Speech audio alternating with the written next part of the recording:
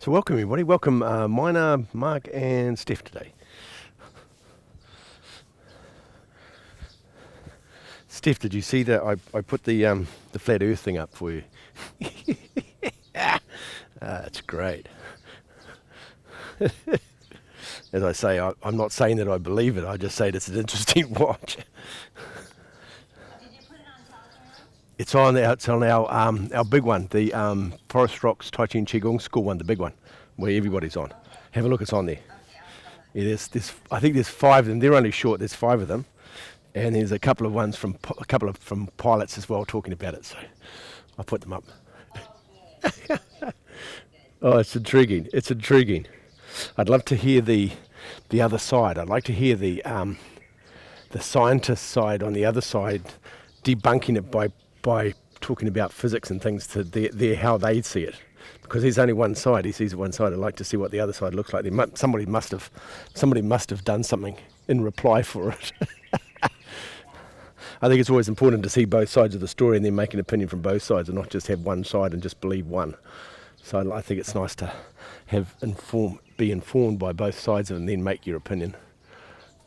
But he brings up some very interesting concepts, so it's great. It's funny. It's become the conversation point around here. And Joseph and I have both watched it, so we talk to other people about it. It's fascinating. People do look strangely at you if you say it, though, because we've been so programmed that there is only one answer. And so I'm not saying it's true. I'm just saying it's a good way to break our shackles of our idea or concept of life. I think it's such a good way to question your own life, because it questions a really fundamental belief that we have. And that's a good thing. It's a good thing because it's challenging that.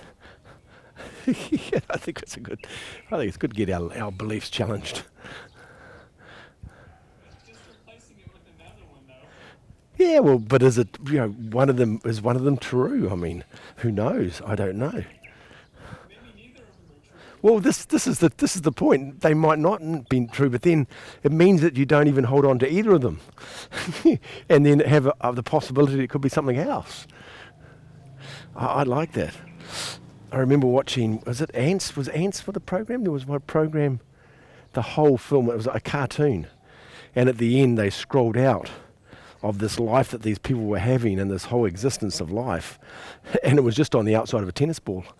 It was in the backyard of somebody's backyard, and all this was happening in this tennis ball, in this minute part of the tennis ball, this little bit of life was happening in a ball. And they scrolled out and it was just in the backyard of somebody's property. I love the concept of that. I just love the openness to possibility. But as you say, Mark, it could be anything. I don't know. But it certainly does challenge the one of the beliefs. It gives you another one, but still, it's the same thing. Mark, have you watched any of them? No, I haven't, not yet. Oh, you got to. Well, let's have a conversation after you watch them. It's great.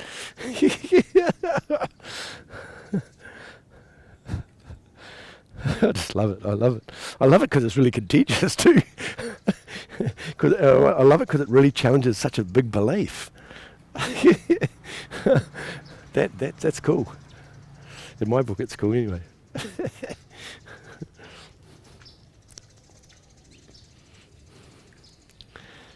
You just never know. We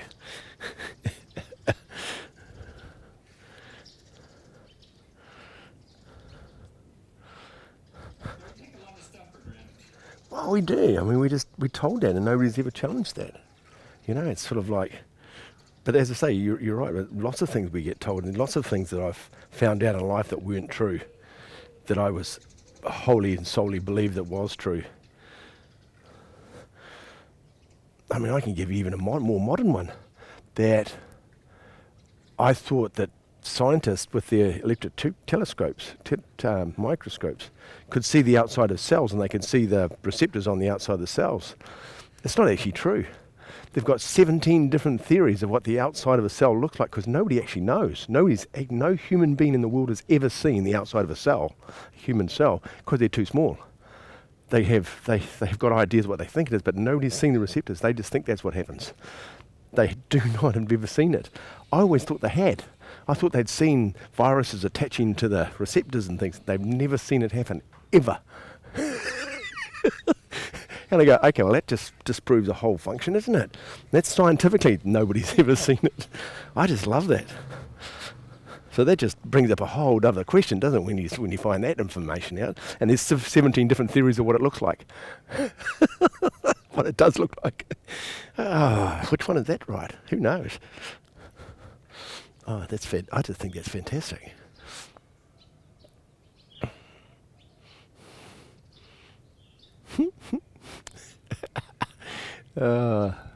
Contentious, that's great. But then, of course, Mark, it just brings you back into the present moment and just be okay in the present moment. That's about the only thing we do know. And what's happening to us right... what's happening to us right...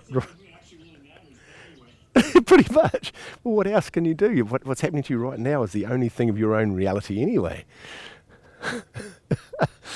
All the rest of it's just stuff in your head. Except for what you're feeling right now.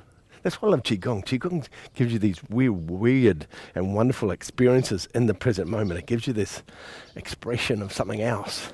And you get to feel things you've never felt before, like we were doing last week with the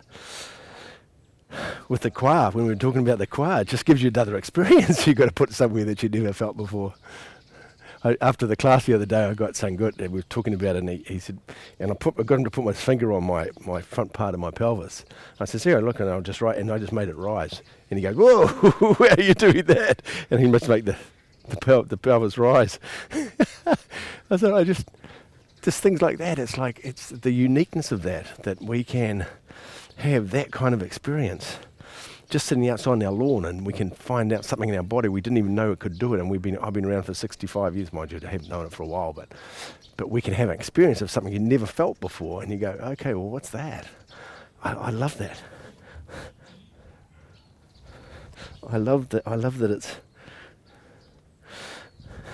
that it still happens, you know. And I try and have a different experience every class, if you haven't already noticed. Try to do something different every class. Oh, speaking of the moon, there it is just there. The reflection of the moon. I love it, the fact the moon spins the same speed we do. And so we only ever see one side of it. We've never seen the other side of it. Is there another side of it? It's actually called tidally locked. Yeah, that's bizarre, isn't it? How it's, It's always been like that. we're locked, our planet's locked to the moon, to that actually position. How fantastic is that? Who created that? I guess the creator. Yeah, somebody did. I mean, it's fantastic. We don't know what's on the other side of it. So much so, Pink Floyd got really famous with a record that they made with that. One of my favourite records of all time, by the way. I mean, that Dark Side of the Moon, Pink Floyd, was a top-selling album, and it came out in '67. And it was a top-selling album in England for 8 years. It was on the number one for 8 years. That is just extraordinary. Yeah, I just love that. I love that. But that was my number one. It was my number one album for years and years. I love that. I just love that music. It was so much ahead of its time when it came out. And I like Pink Floyd. I've got every single album. All of them. And even the new ones. There was something about their music that really... They're very, very talented musicians.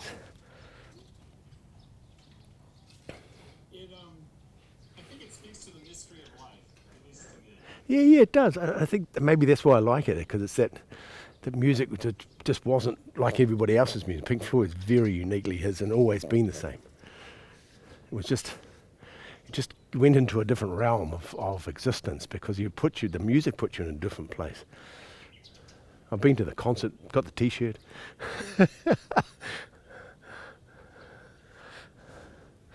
Yeah, it was very cool.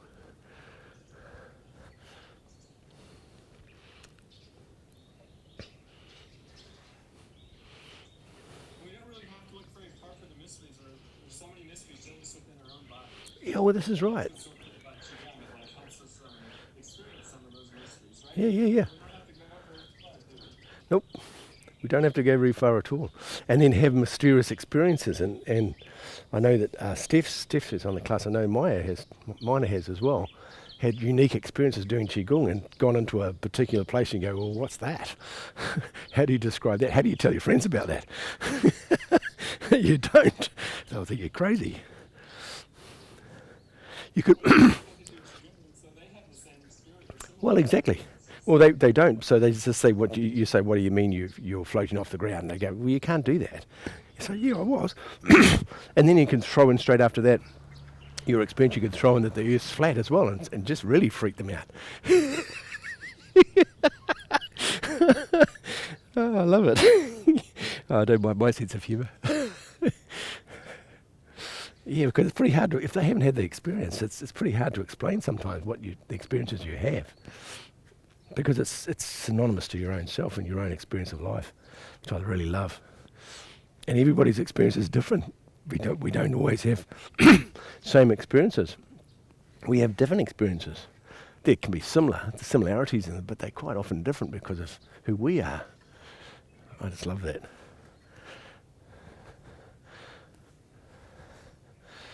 Very cool.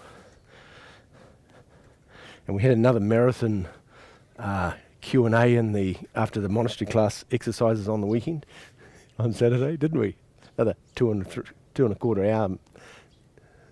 It was really cool. Oh, it had some stories. I told some stories at the end of it, which I haven't come up for a long, long time. It was interesting where they came from. It was very cool. Yeah, they're both really cool stories. Yeah. And it was interesting, by the time there was only about... One was about love. Yeah. And it was interesting that at the time that the only people who heard that there was only about 4 people still online at that stage. Isn't it interesting when it came up? It comes up at unique times, doesn't it? And people might never go back to that and they'll never see the last part of what happened. But the people that obviously were meant to hear the stories heard the stories, so that's very cool. Story about the wind, that was a new one for me. I know you thought you might have told it, but that was a totally new one for me. Oh, okay, yeah, I had mentioned, but I can't remember when I mentioned it, but I had mentioned it. Yeah, it was a very... I've had it out here. There'll be one of the classes one day, or might even been one of the courses. You heard me comment about the wind. I said, whoa, look, there's the wind blowing. I must have said something really profound.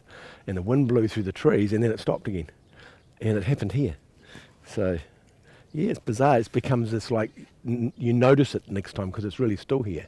And also the wind blows and stops and you go, okay, what's that? Because I've had that experience, so then it almost like it can speak through the experience. Yeah, it's great, eh? That's very cool. Like a lot of things, I think there's a lot more to the wind than just what science tells us, that it's a differential pressure between Yeah. the atmosphere. I agree. And because it can change, it can not only change speed, but it changes sound as well. Because as it blows through things, it makes different sounds. It's a very, very unique thing. It's like the breath of life we have ourselves, that we can breathe out in certain ways and make sound and musical instruments and things. The wind is like the breath of God's. Oh, that's a seriously heavy thing, isn't it? It's God's breath. Gee, I've never said that before. That's the first time I've ever thought of that. It's God's breath, like our breath of life. It's God's breath of life. Whoa, look at that. Woohoo! We arrested that one. Oh, where did that come from? I'll remember that. We haven't even started the class yet. Yeah,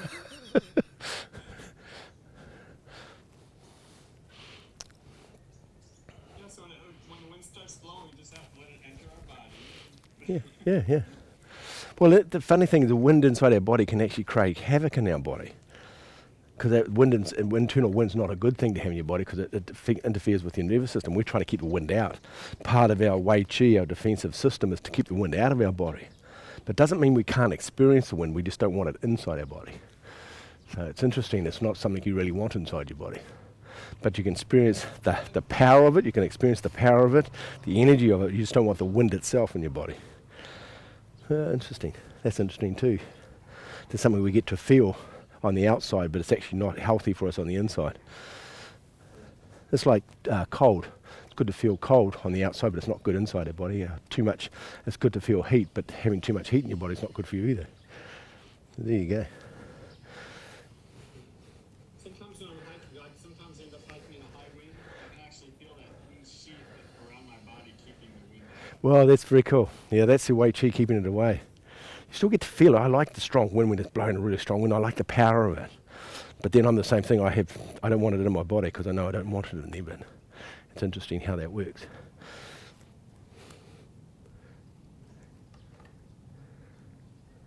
God's breath. That's pretty cool. Yeah, God's breath. Heaven's breath. Well, I would talk about the breath of our life making sound. The breath of heaven. That's very cool. The things that come up on a Tuesday morning. First thing in the morning.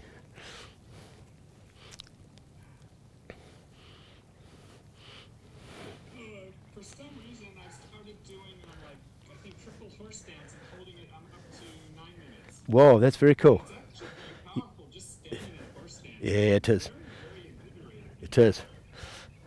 That's why all martial artists from the Shalom Temple and sit in that posture for such a long time. It just builds up incredible strength in your body. So the Zhan Zhuang Qigong was designed to do wider stances, but because of most people's physicality, it's really difficult. So I don't usually sit in that posture for too long in any exercises. But yes, your answer is it builds up incredible strength and stamina in your body. And all the other good things, the perseverance and the discipline. That's very cool. It seems very empowering to do it afterwards. Yeah, yeah. It seems to result in having an empowering effect in my life. Yeah, that's very cool. No, it's a very powerful exercise. Plus, it makes a lot of the stuff we do easier. Oh yeah. Well, if you're standing in the stance and you start doing exercises, a very different thing happens. So, I want to do. So it just came to me then what we're going. I guess that's something we need to do today.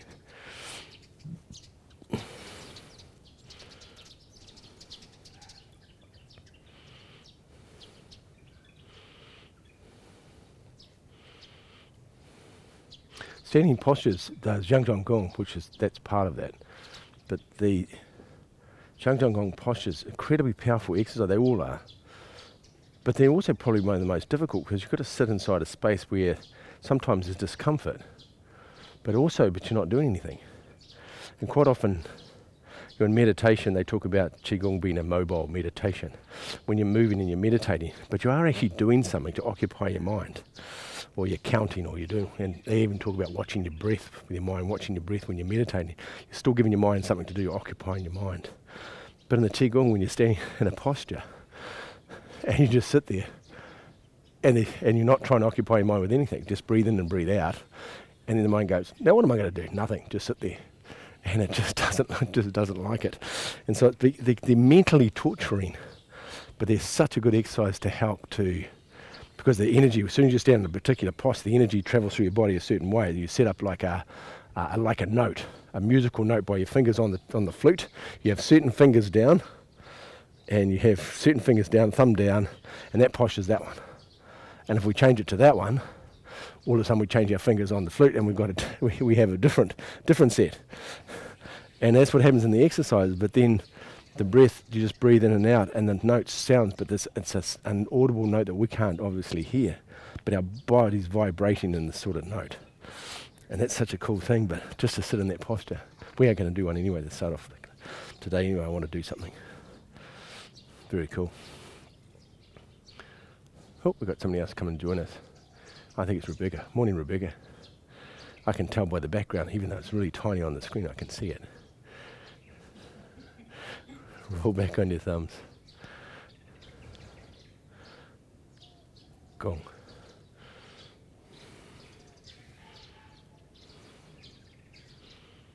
Very cool. So, from subtle movements to no movements, there we go. So we're going from the subtle movements of our Kwa last week, on the Tuesday and Thursday classes last week, Kwa 1 and Kwa 2. we're going into no movements at all. So, but the most important part about the Zhan Zhuang Qigong or any stationary postures is the setup. It's so important. If you don't set it up right at the start, then you're fighting with it. It's like anything. If you don't get what's another example in the world? If you don't set it up right, or it can be like your food. If you eat the wrong food first before the second food, it affects the way the food's combining in your stomach. If you set up your tyres and everything, you have all a good suspension and all the steering good in your car, but you do the motor last, then it just doesn't matter how well it steers, you're just not going to have any power. So it's about getting the power first and then putting the power to the wheels second. So it's the same principle of how you set it up. Well, Qigong, static posture is very important. And we're standing in this posture. If you just pick your arms up like that and stand like that and bend your knees, everything's out of alignment to start off with before you even start. And so then what your body's doing while you're standing there, it's trying to correct all the things that you didn't do before you got there. So it's better to have it correct right at the start. So when you get into the posture and you sit inside the posture, it's already aligned already and you don't have to adjust anything, you just relax. And you don't have to do anything else. And the body doesn't need to go chasing, trying to find the right position to be in because you already are in it. And it's the same as any time when you set these exercises up, whatever exercise you set up, it's about setting it up perfect to start off with. Now there'll be minor adjustments in these postures, and you'll find when you're standing in this posture, this is from the Bhagwan Jin, you'll stand in that posture and there could be slight adjustments because you'll feel in your shoulder, oh, there's something quite right with your shoulder, and you drop your shoulder slightly. And it could only just centimetres, well, it's not even millimetres. Or you might want to move your elbow down, just slightly down. And as soon as you move it, you go, yeah, that's better there. Or you might have to lower the bottom hand down. I'm doing it subtly, it'll show you a big move. It looks like that.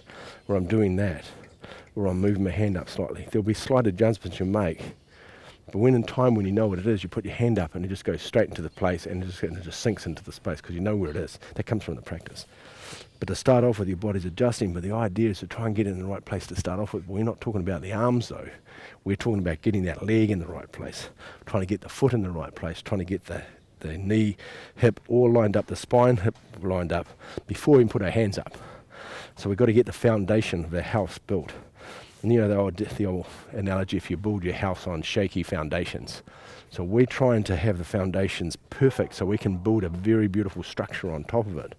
And we know if the foundations are a bit rough, no matter how much you try and adjust the house on top, it doesn't fix what's going on in the bottom. You need to do that first to start off with. So that's what I'll say about that. So we're going to do tree hugging just for we'll do double stance. You're inspired me, Mark. We'll do a double stance. So just do two. We won't do three. You can do three if you want. I'm just going to do a double. Bring your knees out to the side. Knees out above the toes, so the knees above the toes. Get to this position. Tuck your pelvis first. Tuck your pelvis. Good. Bring your chin back. Now, when you tuck your pelvis under, remember, relax. Now we also know is to bring up your quad, the top part, lift it up. You put your fingers on it if you like and just raise it up. And then relax. And then let the bottom hang down underneath the top part of your pelvis. Let it hang down. We might as well add that piece to it, now that we know that one. Good. So that one part, bring your chin back. Hang from your head string. Standing on your kidney points, you can grip your toes into the ground, then relax your toes. Good. Then think of your knees, relax your knees. Relax your hip joints. Spine. Think of a head string stretch. So think of stretching all your vertebrae. Leave them expanded, then relax. Leave them expand, then relax, so afterwards. Make sure whenever you tuck your pelvis underneath, you always tuck it and then you relax underneath it and you let the legs hang down. But don't tuck it under and hold it there. You've got to let the tension go. Good. So now our hands just facing towards the crown. And when we pick up the hands, we come straight to the front. When we bring the hands up, the most important part, turn your elbows down. Good. So go back, put your hands straight, and then bring your hands down again. Now this time, when you bring it up, try not to pick up your shoulders at all. So you leave your shoulders completely motionless, and you just pick up your arms. Yeah, that's better. Let them float up. Good. And just your elbows, roll your elbows down, which brings your hands around. Very good. And that's the posture. Good. Good. Bring your chin back slightly. Bring this back slightly and then relax. Very good. Now have your elbows where they elbows, so they're not down this way, they're not close to your body, and they're not up in the air, they're halfway between the two of them. They're sitting there like that. Very good. Good. Now you'll feel tension in your ankles, you'll feel tension in your feet, you could feel tension in your thighs as well, you could feel tension in your shoulders, holding your arms up, and just acknowledge that the tension's there and just let it go the best you can. And then come back just being present to the whole body as one piece. So get your mind to just be aware of the whole body as one piece, not an arm or a leg or a pain in one place. Just acknowledge the whole body as one piece and just be aware of the one piece at the same time. That's it, good.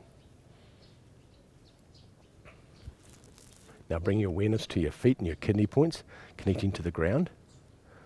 Then bring your awareness to your head string, into yang. And then bring your awareness to both heaven and earth and the body at the same time.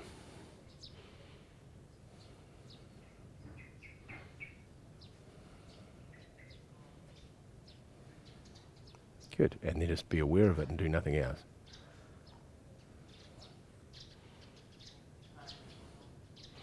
Now if you've got your eyes open, be aware of what you can see in front of you.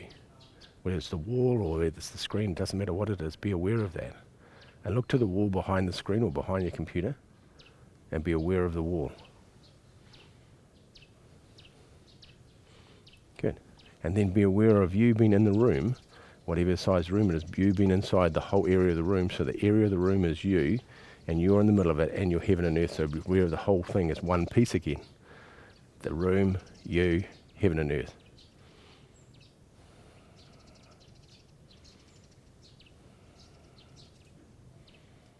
And just let your mind be quiet.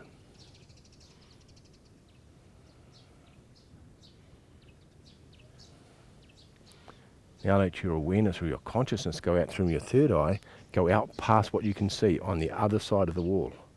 Go further out. Go around the back of you, past the wall, outside the building. And even if you're up in a fourth-story building, just go out into the space around the building. Good.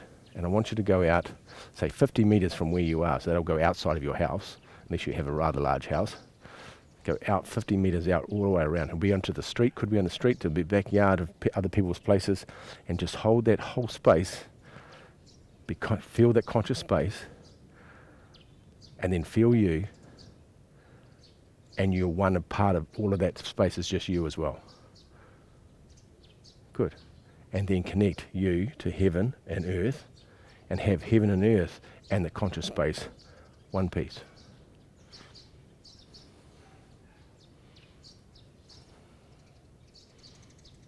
And just let your mind be quiet. Just be aware of it. Don't think about it, just be aware of it.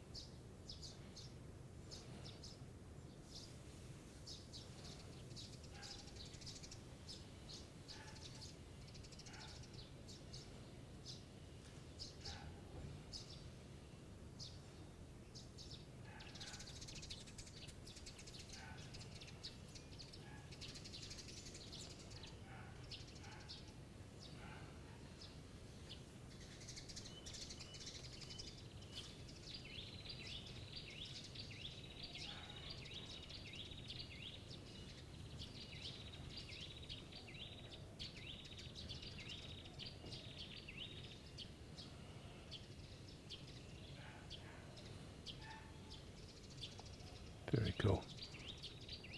And because we haven't been doing this for a while, I don't want to hold you in this posture too long. So I want you to bring your hands, turn your hands over. And you can practice this when we finish the class as well if you want to do it longer. Palms ground, slide your hands back. And then push your hands down And it's like returning all the chi back into the dantian. So you're bringing all that part of the consciousness and you're bringing that all into your lower dantian. Yeah, push it into the dantian. Slowly straighten your legs and then step back out of the posture. Very good. And at this stage, I just want you to just shake your legs out a little bit, take the tension out of them. Very cool.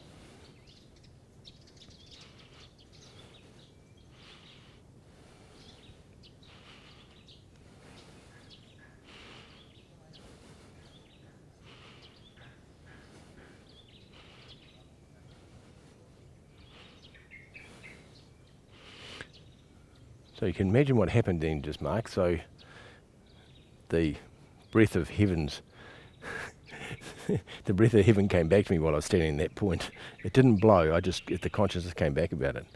Because there's a famous saying in the monastery school about being guided by the push of heaven's finger. I just love that terminology. Being guided by the push of heaven's finger. And I remember my teacher talking about like a string hanging down from God's hand, and it's in the top of your head, and it's walking you around from your head string. You make the choices where you go, but God comes with you. But there's a little bit of a guide goes on with the finger, the push of heaven's finger. Now we have been guided by the breath of heaven through the wind as well, through the energy of the motion of the wind. So I just added that piece to it to understand that, and it's very cool. And that came to me while I was standing there, by the way, when I was having a quiet mind. Well, it wasn't that quiet. Well, it was peaceful, but not quiet. So I want to do a different stunt. We're going to, we did the Bhagwan, so we'll go back into that posture because it's a very cool posture. It's one of the standing on one leg postures. We go to the left side first. So when we do this, the setup for this exercise, so because that's what it looks like. It's really easy to do that. One palm's facing to the ground and one palm's facing towards heaven, and you step forward. But we'll do the proper setup right from the start because we know the transition, how it works. We'll go from the start. So when we're standing in the posture now, we set it up. We set up our kidney points. We tuck our pelvis underneath and relax. Set our spine, put our chin back, look without looking straight ahead. We stand there. And then we're going to move to one side. In this case, we're going to move on to the right leg. I'm going to left, we're going to move on to our left leg. You're going to move on to your left leg. All the weight goes to the left leg. And as you do that, the hand comes up. Your left hand comes up like that. Yep. And then as you bring up the right leg and the hand come up at the same time, to both palms are facing up, and as you step forward, the heel goes down, and then your toe goes down, and then you turn both hands. They're both facing up, and then one goes up, and it does a movement like that. So it looks like screws up and comes that way. And when you're doing that, don't move your shoulders, just move your arms, and then let the shoulders slowly rise. The hands rise first. The hands are rising, the shoulders are coming because of the hands are coming up because of the elbow string and the wrist strings pulling your arm up. The other elbow string and wrist string pulling your elbow down, letting your elbow go down. It's not coming from your shoulder. And as it brings these two up, the shoulder comes up because of these two strings, not because you're pulling your shoulder up. It comes up because of the strings come up, and then the shoulder comes up, and the shoulder's hanging off these two strings. The shoulder there's no pressure on the shoulder to bring the hand up. And no matter even how high you get it, these two strings, the elbow string and the wrist string, are holding their arm up, not your shoulder. Yeah, and they just sort of hang on it. Yeah, like that. That's good. So we'll go back and we'll set that up again. That's what I mean about setting the exercise up right from the start. So back into the posture on the kidney points. Move to the side, and then you just feel the weight shift. Is just all the weight goes on to the left side. You feel it move across. As it moves across, we turn and the hand comes up. Yeah, good. Then pick up your right foot. Hand comes up, two palms up, step out, heel, then the toe, then it turns. One goes up, one turns down. And feel the strings pulling your arm up. Good. And then you can find the posture. And if you need to adjust your arm slightly, adjust it. I just had to adjust my shoulder here. I had to move it out slightly. It was locked inside. I had to move it slightly. Just adjust the posture slightly to where it feels like it's all relaxed. Connect the little finger, the heart and small intestine finger, with the small intestine finger on the other hand, so you feel the connection through the back of your arm. across your shoulders and then back up the other side. So you have these two fingers connected right through, so the whole body's connected through that point. Good. Bring the hand down. As it comes down, then bring the foot in.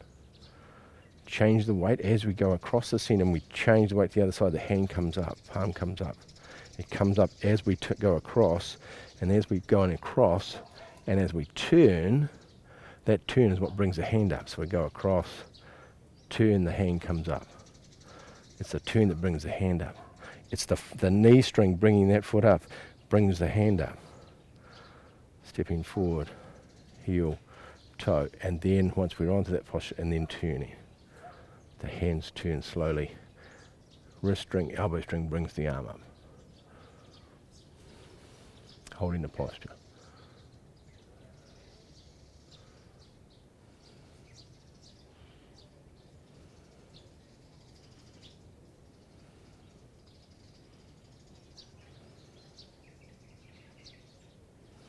Just relax your shoulders. Now you're looking at your hand, you're looking into heaven.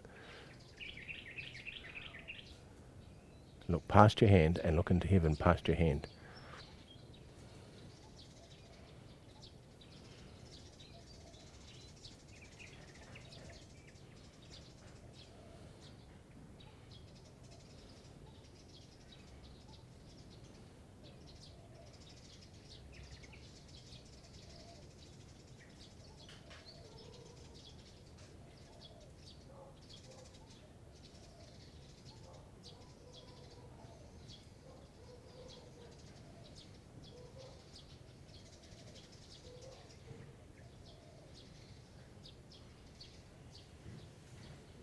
Good. So bring the hand down.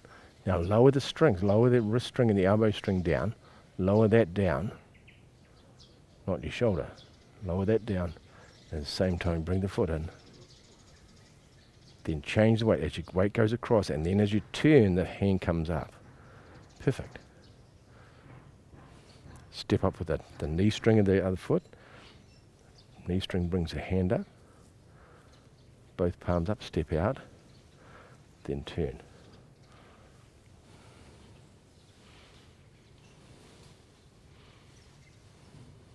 Now you might need to adjust it at the top.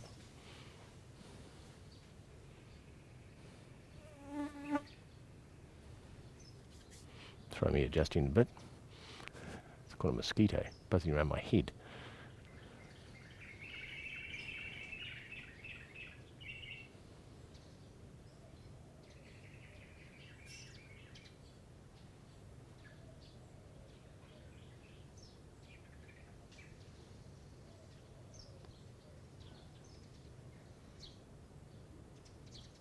Good, and then bring the arm down. As you bring the arm down, just bring the elbow string down first, then bring the foot back. Change weight. Very good. Just rest there. So I was just tested then for my ability to stay focused and calm. I have a mosquito buzzing around my ear. Nobody likes mosquitoes buzzing around the ear, and I've got one just to test if I can stay focused or not. And if it bites me, I don't like mosquitoes biting me, by the way, so this is my test. And back the other side. Now from the center. As we go across, we pendulum across first. As we turn, then the hand comes up. Yeah, so it goes across first. The turn brings the arm up. Yeah. We step the foot, and as we bring that knee string, pulls the knee up and steps forward. As that knee gets pulled forward, our hand comes up with the knee. Yeah. Stepping heel toe, and then the hands go, one goes up, one goes down.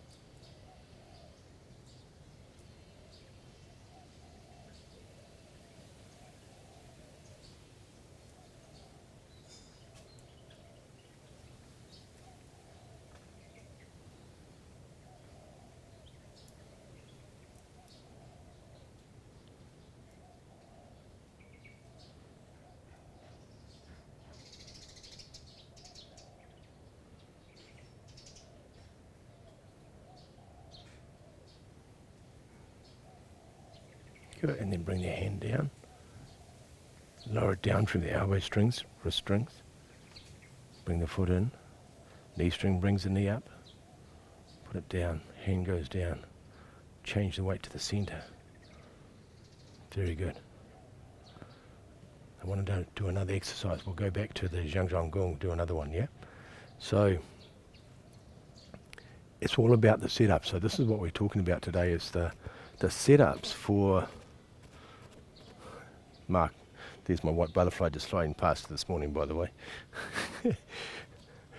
The setup's all about how important the setup is to any posture. And the same with doing wave hands, even simple doing wave hands over the lake. This is nothing if you don't have the body set up before you start. If I just stand there like that in a bad posture, straight legs, shoulders, and I just do that, nothing happens. But as soon as I put my weight on my kidney points and I put the energy of the well points of my toes, that's the well points, are the very, very last points of the meridians on the edge of the toes. They're called well points, like as a well, as in sink into the ground well. That's that sort of well, W-E-L-L, the well points. As soon as I connect with those points, I connect them with my feet. I bend my knees slightly to take the tension out of the knees. I tuck my pelvis forward and relax. I pull my chin back. I hang from my head string. I relax my spine. I feel my spine expanding. I sit in that posture.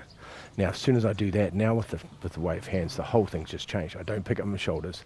I let the arms float up. Now, the whole posture is a totally different exercise just because of the setup. And this setup is probably one of the most important things we do in Qigong, and I don't probably emphasize it enough how important the stance is, because I just do it anyway without thinking about it, only because of practice, not because I'm some miracle person.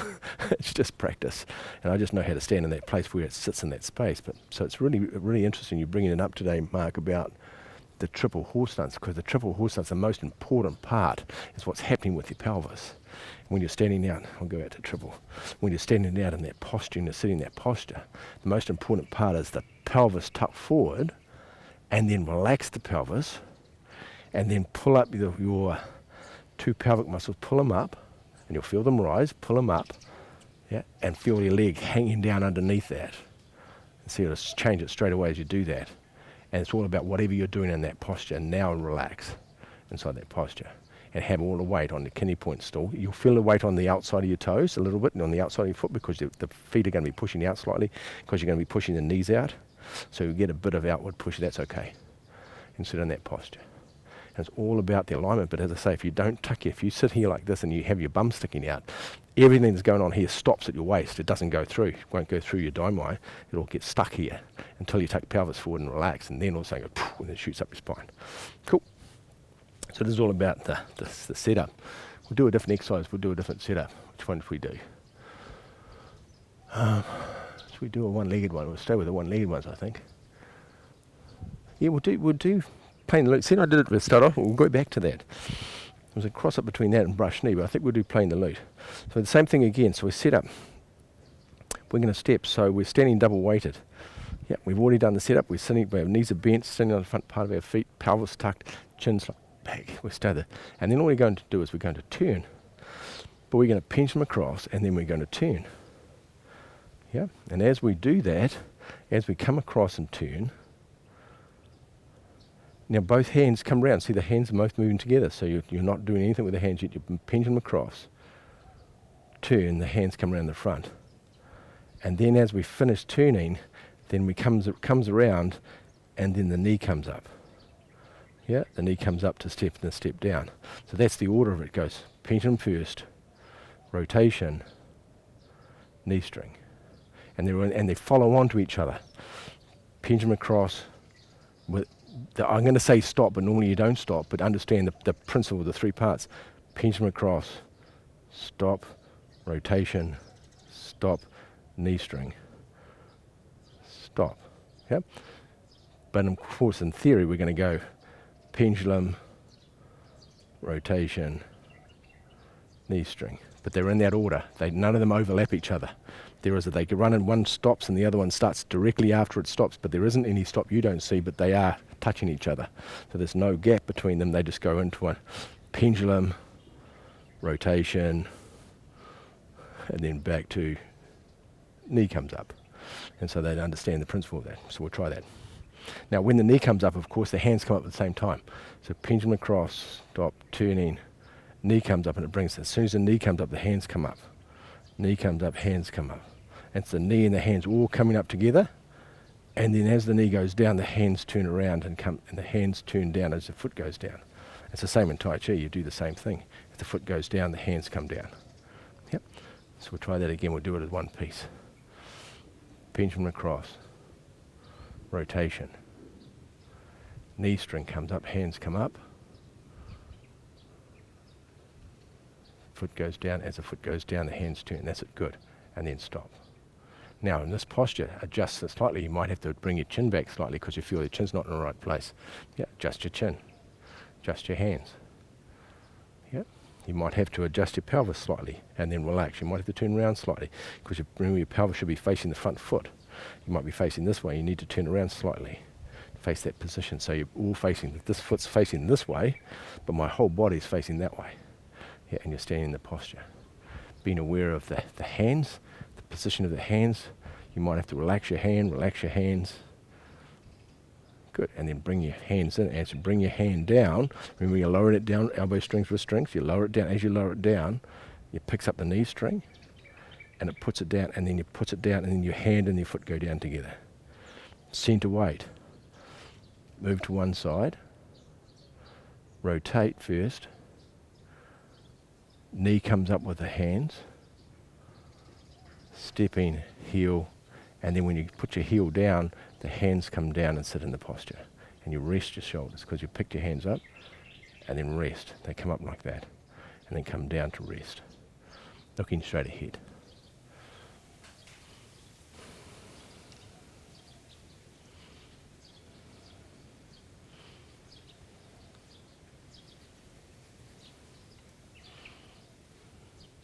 Perfect. Then come back again. Remember, pick your knee up. Well, the arms, the hands go down, the knee comes up at the same time. To the center. Very cool. There you go, we'll rest there. That's the other side, so you can practice those ones as well. So you just see that today, obviously we're doing setups today, and how important, how crucial the setup is. The most important part is how you set up before you start the exercise. And as I say, that's even the same with any exercise you do. It's about having the posture correct to start off with.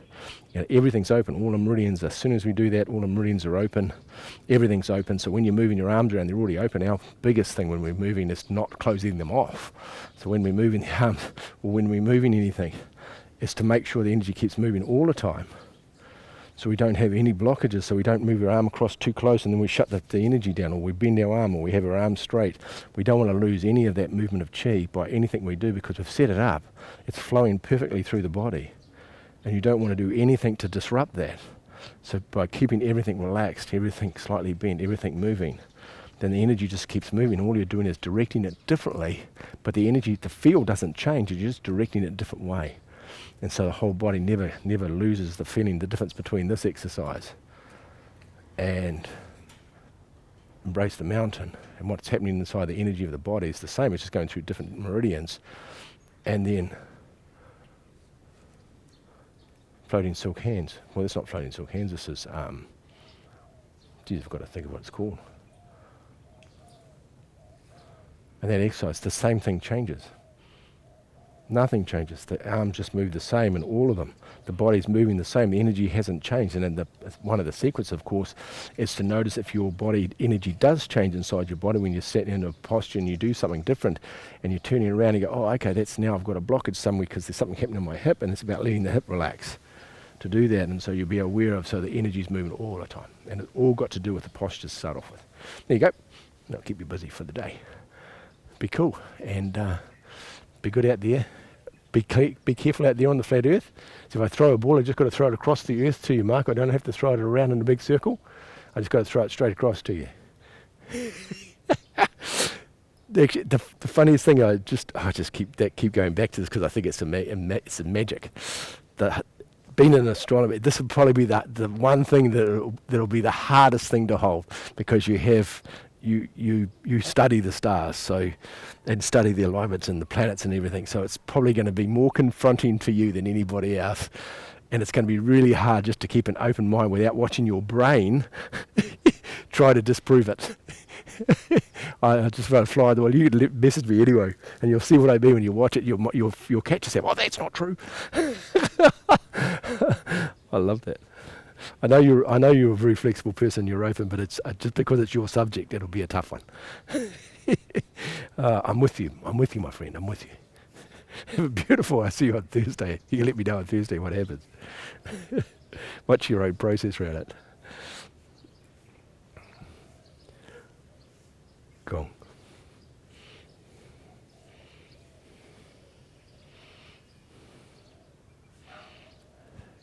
Mina, Steph, Mark, and Rebecca, have a beautiful week, and I'll see you on Thursday, eh? Just relax. Bye-bye, everybody.